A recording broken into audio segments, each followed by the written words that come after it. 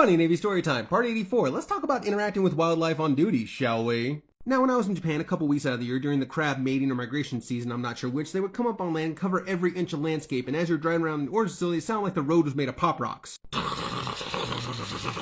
The seagulls and crows loved it, and it didn't last that long, but a couple days after the season, during one night shift, I saw what looked like a lone crab crossing the road.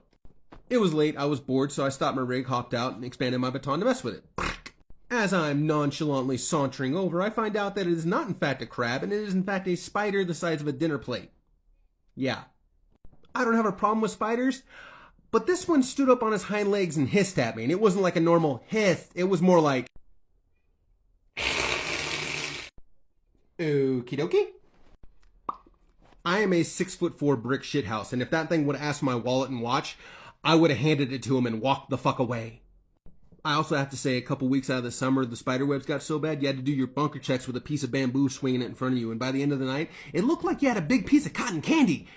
And it wasn't.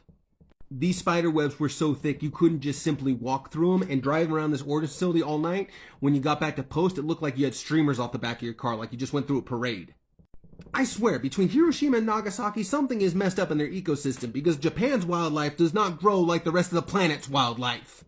And I know, I was told that supposedly there's no venomous spiders on the island of Japan, but if they're big enough to crush my head and carry me off, I'm not really going to test that theory.